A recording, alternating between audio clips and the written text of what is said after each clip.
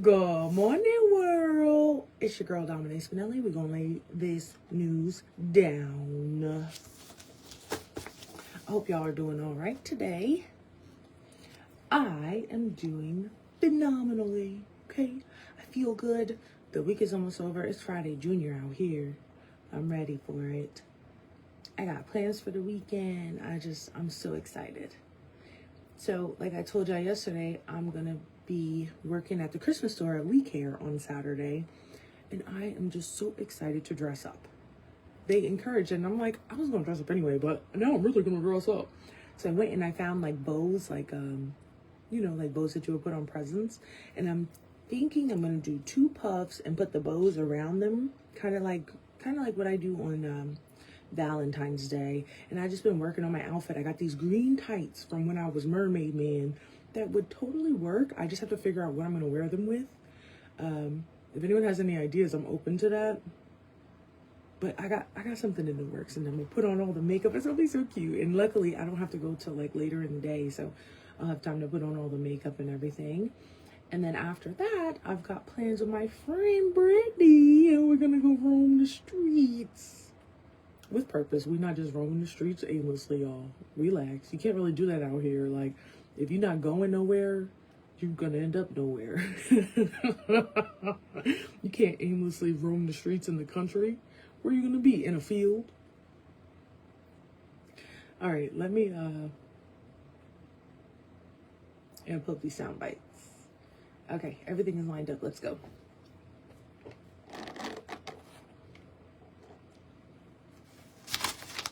Okay. The National Weather Service says the Kenton area will see some very cool temperatures this weekend. Forecasters say overnight lows on Saturday and Sunday will drop to the mid to low teens. The actual temperatures, coupled with north winds around 10 miles per hour, will create a wind chill factor in the single digits. Forecasts also say, I could hear my mic dropping.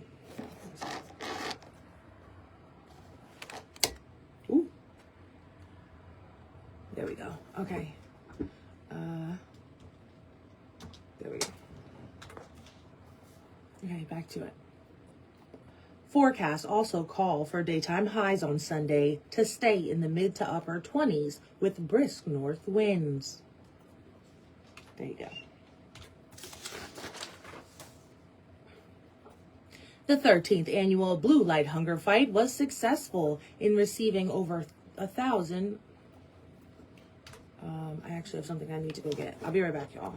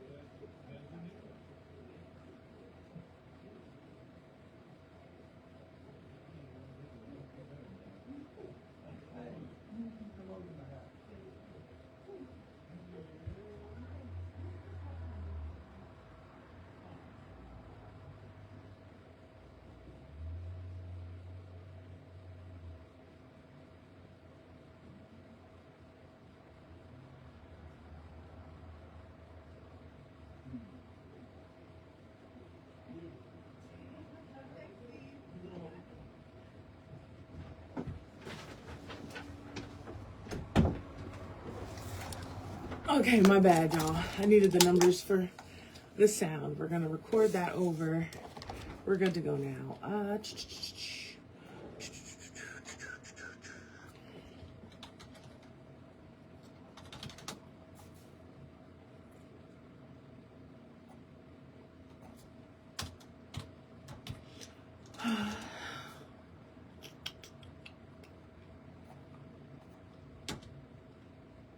Okay.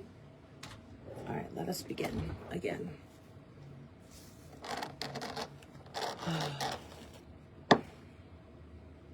Gravity is working against me.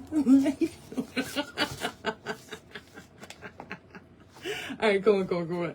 I got things to do.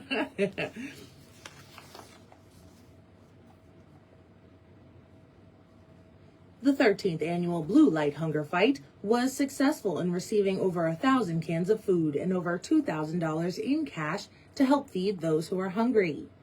Martin Police Captain Eric Reed and Thunderbolt Radio, who have worked together for the past 13 years, said it was another successful hunger fight. 52 non-perishable food items donated and $2,686 in cash donations for We Care to use to buy food and help the hungry. Captain Reed said some gave cash and others gave non-perishable items. Who could only give $1, and that's what they gave because that they wanted to give. And of course we had people come in and give $300, and they were able to do that, and then we're blessed that they were able to do that. But every dollar, every nickel, every dime goes to helping the hungry, buying food, and getting it distributed to the people who really need it. Thunderbolt Radio and the Martin Police Department shared a shout of thanks to those who contributed. All money donated will be used to purchase food. Thunderbolt Radio and the Martin Police Department shared a shout out of thank yous to those who contributed. All money donated will be used to purchase food to help stock the pantry at We Care. Gravity. Okay. A Union City man has been sentenced to over 19 years in federal prison for methamphetamine charges. United States Attorney D. Michael Donovan announced 51-year-old Charles Belk was given 235 months for possessing a large quantity of meth with intent to distribute.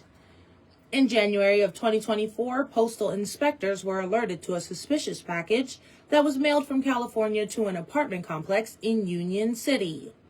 After securing a federal search warrant, law enforcement officials determined the package contained over 2,200 grams of methamphetamine.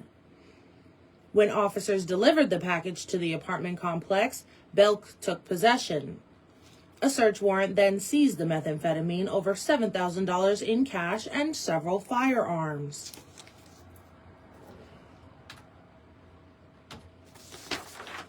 All right, Mike, I really need you to work with me. You're not good for my neck down there. Come on, Mike. All right, let's do it.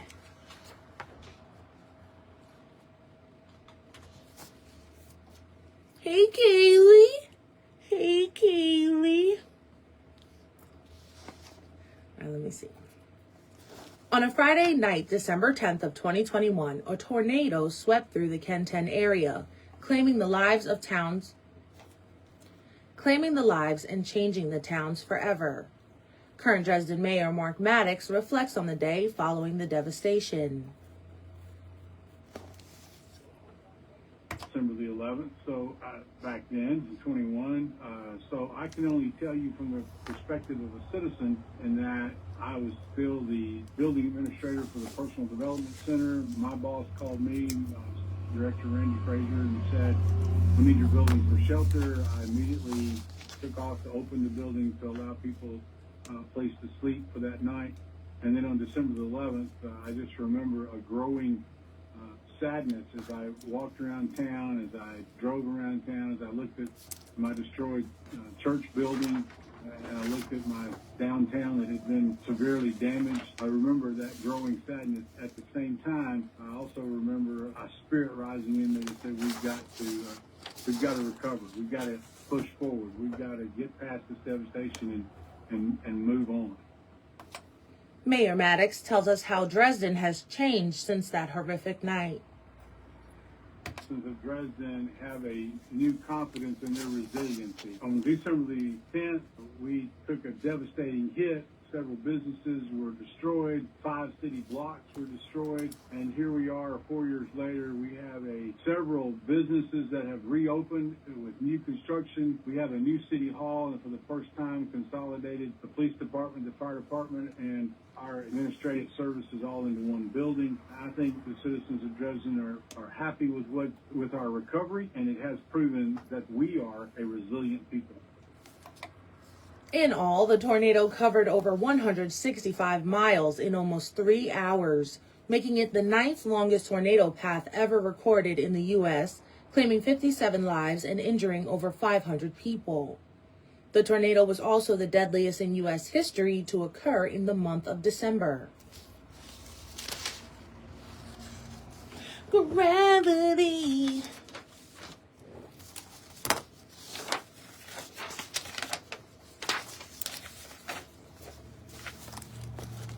Looking for something a little shorter because we're at 5 minutes, so it could be a weird cut. Let's try this one. Okay. The city of Martin is seeking candidates to fill the vacated Ward 2 alderman position. The position was previously filled by now acting Mayor David Belote. The appointment will end in November of 2026.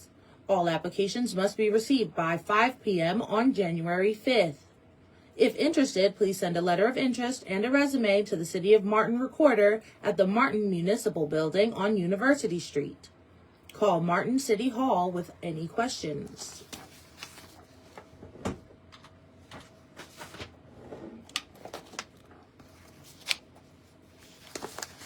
Approximately 3,000 cans were collected during this week's WCMT Skyhawk Can Caravan. A total of 2,930 cans were collected from 6 Weakley County schools to help stock the shelves at We Care Ministries. Students at Martin Primary School donated the most cans with 550, followed by Westview with 511 cans. Martin Elementary donated 440 cans.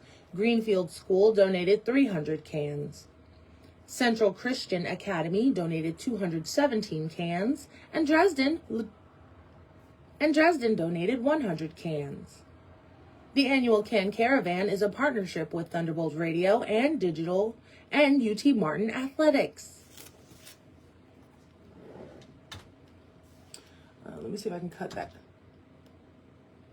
right there. Right here, boom. Clear cut. Now I don't have to go back for that later. I got 2 more to go back for. Okay, something is telling me to do one more that's short. Yeah, that cut is gonna be funny. I don't know what time this man is scheduled to go into lethal injection today. So I don't want to read it and he's already dead. All right.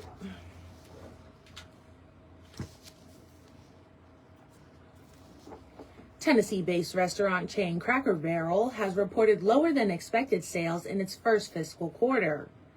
The Lebanon-based chain announced revenue dropped 5.7% in the 3-month period ending October 31st.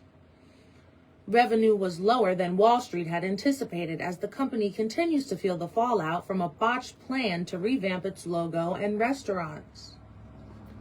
Cracker Barrel announced in August that it was simplifying the chain's logo as part of a larger plan to modernize the chain's antique-filled restaurants. But the move had a disastrous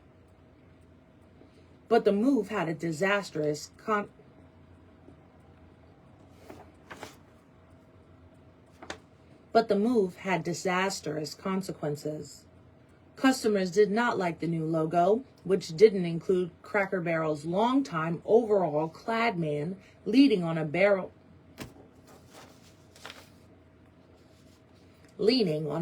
mascot and the words Old Country Store.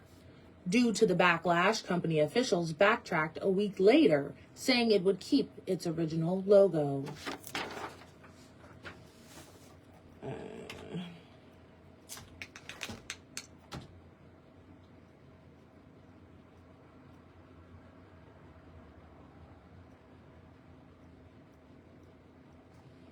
Delete all that. good.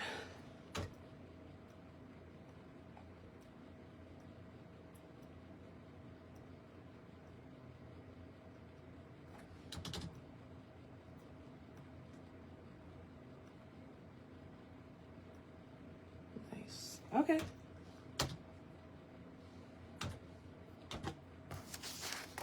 Let's do it. Veterans at local cemeteries will be recognized for the holiday season on Saturday.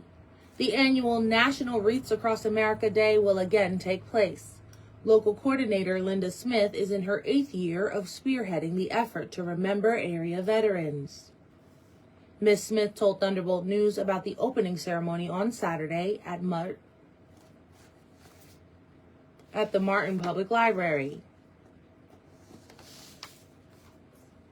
Is patriotic in nature. There are some things that Wreaths Across America asked me to talk about, how they got started, or why we want to remember, honor, and teach about service to this country.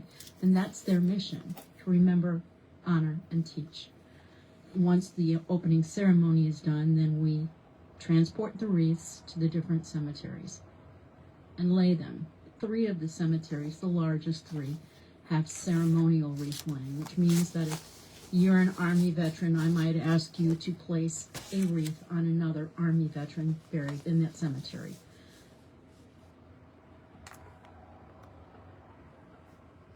Ms. Smith went on to explain the laying of the live balsam wreaths at the cemeteries.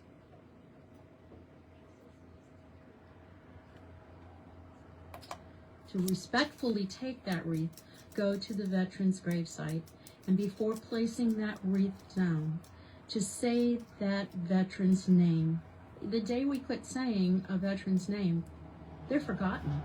And to take a moment to read the information that they might find there and reflect on that service and say thank you in some way, form or another, whether it's a silent prayer, it's your hand to your heart, if you're a veteran, saluting, whatever it might be, and then place that wreath carefully so that the information about the veteran is still present.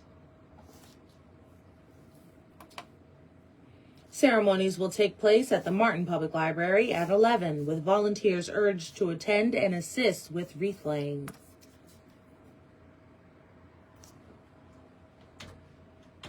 I have to fix that one spot.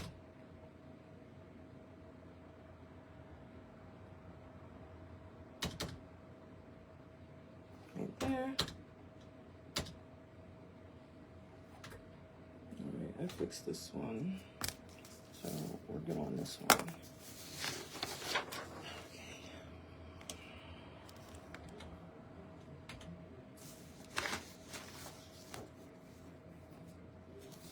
A joint investigation by law enforcement officers in Hickman led to the seizure of drugs, guns, and cash from a residence. The Fulton County Sheriff's Office said a search warrant led to the arrest of 53-year-old Clarence Wilson of Hickman. During a search by the Fulton County Sheriff's Office, along with officers from the Hickman County and Carlisle County Sheriff's Office, approximately 56.4 grams of crack cocaine and 4.6 ounces of marijuana were seized.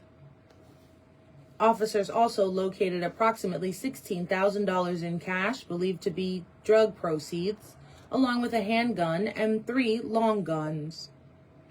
Wilson was charged with firearm-enhanced trafficking in marijuana under 8 ounces, firearm-enhanced trafficking in a controlled substance, and possession of drug paraphernalia. He was also charged with possession of a firearm by a convicted felon.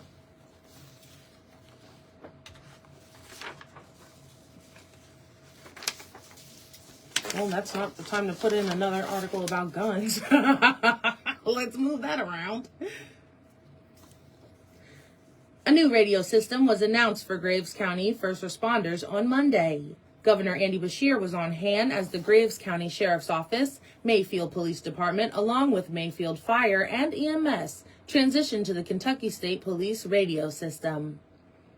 State Police at Post 1 Mayfield uses the statewide Emergency Responder Voice System, or SERVS, which allows for enhanced radio communications with 911 dispatch. With the Graves County first responders added to the system, all agencies will now communicate on the same network, leaving no gaps in communication and increased efficiency. During the ceremony, Governor Andy Beshear said first responders and law enforcement officers must be able to communicate to one another when backup or critical information is needed. To complete the state-of-the-art radio system statewide, Kentucky State Police are requesting $107 million in additional funding from the State General Assembly. Nice. Last one. If you're thinking of buying a gun this holiday season, remember to update your handgun carry permit. The Department of Safety and Homeland Security gave us the numbers for December of local valid handgun carry permit holders. In the 9 county areas, Gibson County has the most with 5,633 valid handgun carry permit holders. Next is Henry County with 3,669. Then there's Dyer County with 3,612, Carroll County with 3,218, Obion County with 3,155, Weakley County with 3,021. Stewart County is at 1,957, Crockett County is at 1,664, and with the least, Lake County with 298. While Tennessee is a constitutional carry state, so no permit is needed for eligible adults, however, permits provide legal protections, interstate recognition, and easier interactions with law enforcement, acting as proof of training.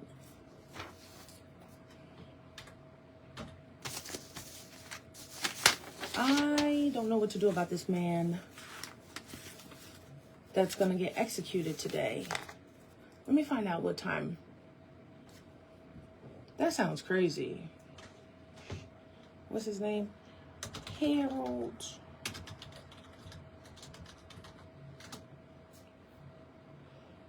Oh boy, 2 hours ago.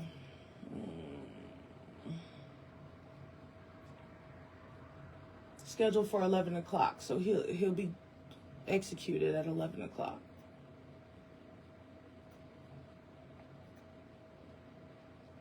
So I can read it. I just need to put it.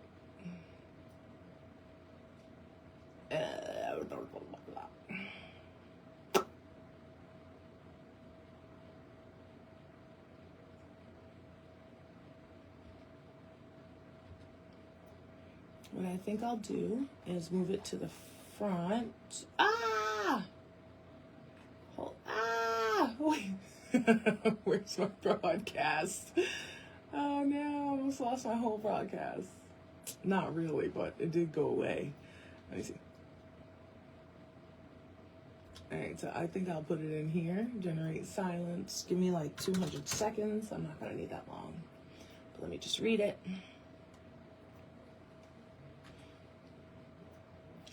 Okay.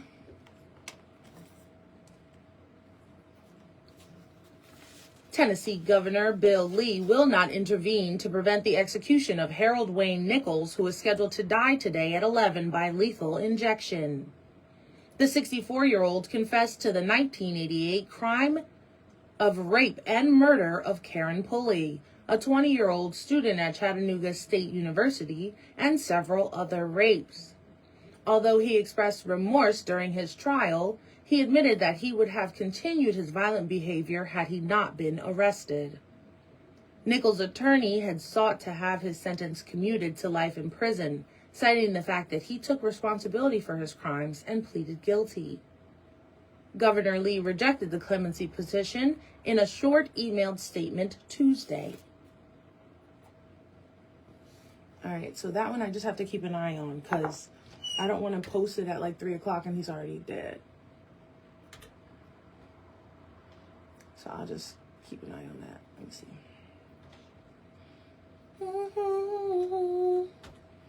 It's not enough for you. I don't want to lose it. But I'm not like that. 3 minutes. All right, y'all. that is all I've got for today. I'm going to do some cutting. I've got plenty of time. I just want to get everything done there. I've got a few stories to write today. While we're here, let's do sports. Let's just do the sports. Actually, you know, typically I do them separately, but I'm in a mood. Here's your sports news, a service of Wendy's in Martin. Southern Illinois defeated UT Martin 83-54 in Carbondale last night. The Skyhawks fell to 7-3 on the season and were led by Andrea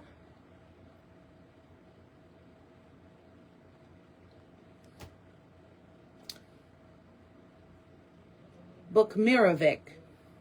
Poured in 9 points, 7 rebounds, and 2 steals. UT Martin completes its non-conference schedule on Sunday when it hosts champion Christian at the Elam Center. The game, which will serve as the back end of a doubleheader with the Skyhawk women's basketball team, will tip off at 4:30. You'll hear the games on WCMT Talkin' News. Vanderbilt quarterback Diego Pavia, his coach Clark Leah, and Texas A&M pass rusher Cassius Howell won top individual honors from the Associated Press for the 2025 Southeastern Conference season. The AP named Pavia the conference's Offensive Player of the Year, Leah the Coach of the Year, and Howell the Defensive Player of the Year. Pavia, Missouri running back Ahmad Hardy, Missouri running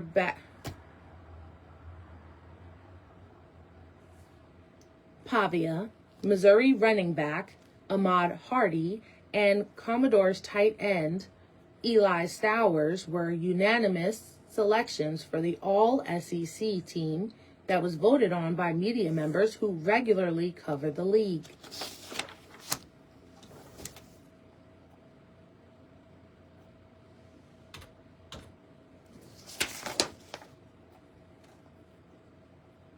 Tonight for high school basketball, Jackson Northside at Westview at 5:40 on Mix 101.3. Gleason at Clarksburg, Carroll Academy at Tipton Rosemark, Peabody at JCS, South Gibson at Milan, Camden Central at Dyer County, CCA at Fulton City, Fulton County at Murray. For men's college basketball, WBU at Dyersburg State, Blue Mountain Christian at Union. And in the NHL, the St. Louis Blues are versing the Nashville Predators. That's sports on WCMT, sponsored by Wendy's of Martin. I'm Dominique Spinelli. I still gotta add some to that, so I gotta check the AP. But yeah, okay, now I'm officially done with that part of my day. So I think it's time to chop. I'll see you